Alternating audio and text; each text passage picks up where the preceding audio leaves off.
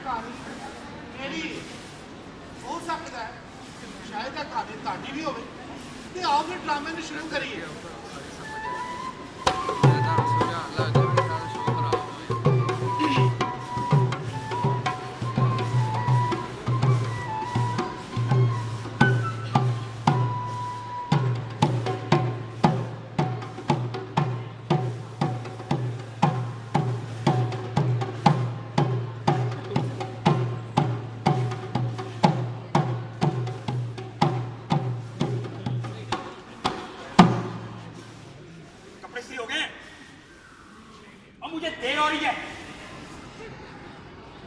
देती हूँ भाई।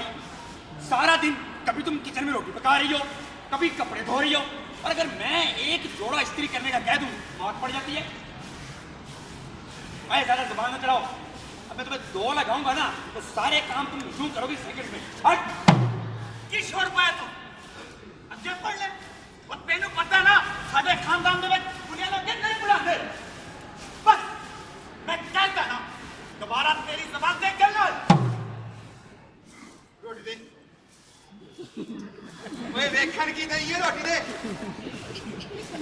वो आया वो मेरा घर है, जो मर्जी आवा। को जुबान चलानी है, चुप कर। अम्मी मेरे को पैसे चाहिए। खर्चे खर्चे पैसे से मैं क्या करा? जगह तुम्हें बुलाने से तुम्हें खास किन सा?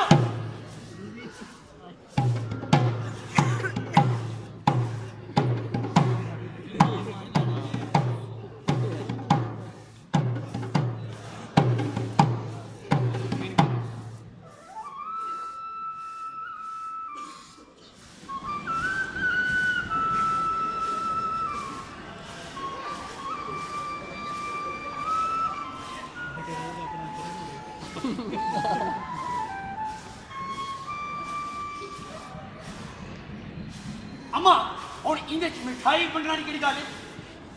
ओए इन्हें 8वीं पास की है ना, केड़ी को केटू की चोटी सरकार की है। अम्मा तू चंगी तरह नाल जानती है कि अब्बा सही को दुनिया का प्यार नहीं करना, ये पढ़ाइयां करना ये पसंद कोई नहीं। ओए अम्मा छोड़ ना गाली को। देखो ये दस कौसर का रिश्ता मंगना गई हमें क्या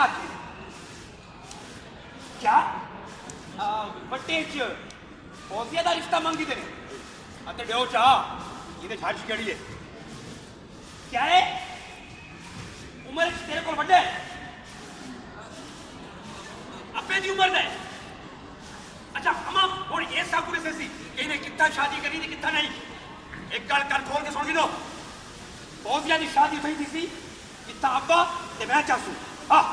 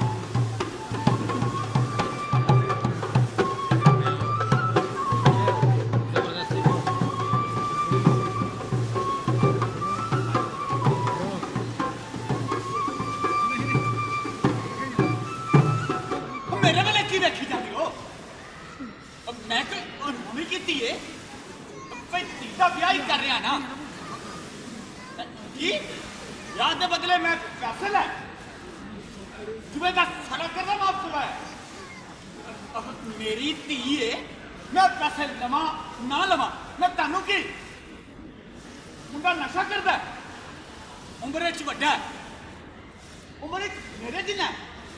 और तुसी सुनिया नहीं मर्द से घोड़ा कभी नहीं बुढ़े होते कि कुड़ी की मर्जी नहीं पूछी। साडे खानदान दे विच कुड़ियां दी मर्जी नहीं पूछी जाती। जिथे मापे विआह देवन उन्हां नूं मनना पैंदा। और इस बेचारी ने ते अपने प्यो ते भरावां दी बड़ी मिन्नतां कीतियां, मैंने ते पैर भी नप्पे, एदी किसे ने कख नहीं मन्नी। जी जबरदस्ती दी शादी ते जबरदस्ती दा निकाह एक कानूनन जुर्म है जिदी सजा 3 ਸਾਲ ਤੋਂ ਲੈ ਕੇ 7 ਸਾਲ ਤੱਕ ਕੈਦ ਹੈ ਤੇ 10 ਲੱਖ ਜੁਰਮਾਨਾ ਵੀ ਹੋ ਸਕਦਾ ਹੈ।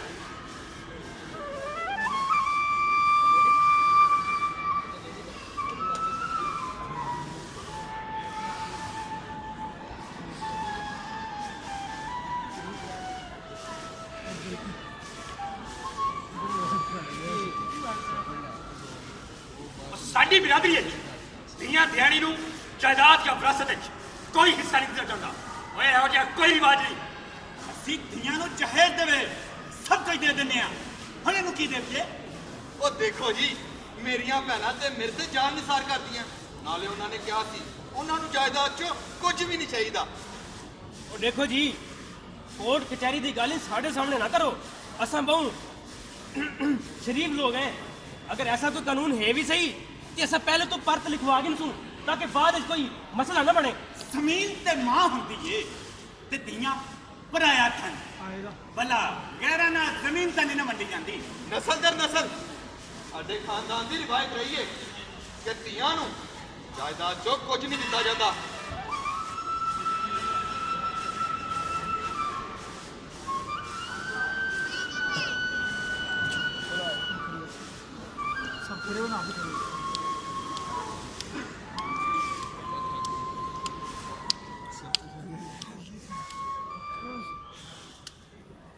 ਓਏ ਅੱਜ ਫੇਰ ਦਾਲ ਉਹ ਤੈਨੂੰ ਪਤਾ ਵੀ ਹੈ ਮੈਨੂੰ ਇਹ ਪਸੰਦ ਨਹੀਂ।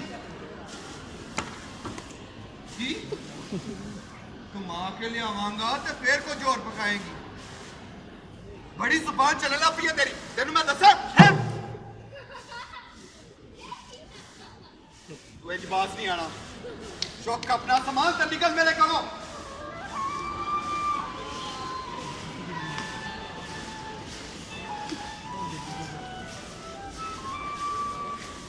और मेरी धी और तेको तो पता है साढ़े खानदान की रिवायत है कि धीयां दियां डोलियां मिलने ते जनाजे वापस आते हैं। ਓਏ ਸਮਝਦੀ ਕਿਉਂ ਨਹੀਂ ਪਈ? ਓਏ ਅਗਰ ਤੂੰ ਪੇਕੇ ਰੁੱਸ ਕੇ ਬਹਿ ਗਏ ਤਾਂ ਤੇਰੀਆਂ ਤਰੇ ਭੈਣਾਂ ਹੋਰ ਵੀ ਬੈਠੀਆਂ। ਓਏ ਉਹਨਾਂ ਦੇ ਰਿਸ਼ਤੇ ਕਿੱਥੋਂ ਆਸਨ ਤੇ ਕਿੱਥੇ ਸ਼ਾਦੀਆਂ ਹੋਸਨ? ਉਹ ਤੇ ਇਹੀ ਹੋਸਨ ਨਾ ਕਿ ਇੱਕ ਧੀ ਵੀ ਪਹਿਲੇ ਨਹੀਂ ਵਸ ਸਕੀ ਨਾ। ਚੱਲ ਮੇਰੀ ਧੀ, ਇਸ ਤੋਂ ਪਹਿਲੇ ਸਾਡੇ ਸ਼ਰੀਕਾਂ ਨੂੰ ਪਤਾ ਲੱਗੇ ਕਿ ਤੂੰ ਰੁੱਸ ਕੇ ਆਈ ਹੈ। ਨਾ ਨਾ ਨਾ, ਇਹ ਚੱਲ ਆਪਣੇ ਘਰ। ਧੀਆਂ ਤਾਂ ਆਪਣੇ ਘਰ ਵਸਦੀਆਂ ਚੰਗੀਆਂ ਲੱਗਦੀਆਂ।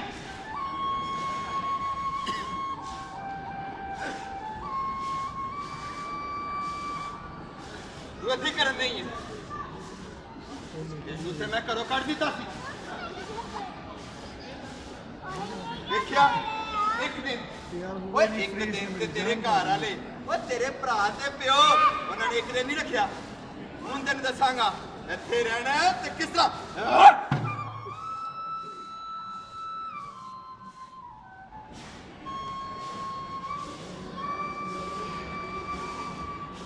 और क्या शोर पाया है?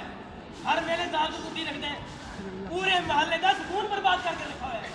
जा समान ते निकलवा नहीं तू मकान मालिक नाल मैं आप गल कर दिन सा। ਓਏ ਤੂੰ ਹੁਣਾ ਕੌਣ ਹੈ? ਮੇਰੇ ਤੇ ਮੇਰੇ ਘਰ ਦੇ ਮਾਮਲੇ 'ਚ ਬੋਲਣ ਵਾਲਾ। ਮੇਰੀ ਬੁੱਢੀ ਹੈ, ਮੈਂ ਮਾਰਾ ਕੁੱਟਾਂ ਜਿਵੇਂ ਮਰਜ਼ੀ ਰੱਖਾਂ। ਤੁਸੀਂ ਹੁੰਦੇ ਕੌਣ ਹੋ ਮੇਰੇ ਘਰ ਦੇ ਮਾਮਲਿਆਂ 'ਚ ਬੋਲਣ ਵਾਲੇ? ਠੀਕ ਹੀ ਤਾਂ ਕਹਿੰਦਾ ਪਿਆ। ਓਏ ਉਹਦੀ ਆਪਣੀ ਬੁੱਢੀ ਹੈਗੀ ਏ, ਉਹ ਮਾਰੇ ਕੁੱਤੇ ਜੋ ਮਰਜ਼ੀ ਕਰੇ ਨਾ। ਅਸੀਂ ਹੁੰਦੇ ਹੀ ਕੌਣ ਹੈ? ਉਹਦੇ ਘਰ ਦੇ ਮਾਮਲੇ 'ਚ ਬੋਲਣ ਵਾਲੇ। ਓਏ ਇੱਕ ਗੱਲ ਕੰਨ ਖੋਲ ਕੇ ਸੁਣ ਗਏ।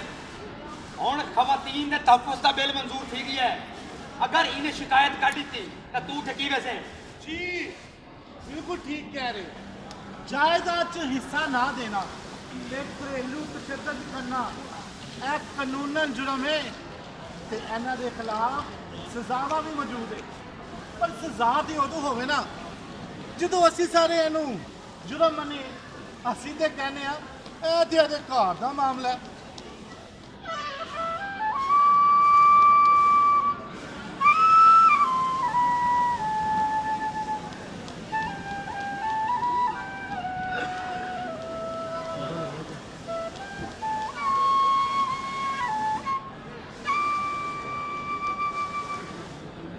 अगर इंदी जात मैं होंगी तो मैं कहीं चुप ना रहा।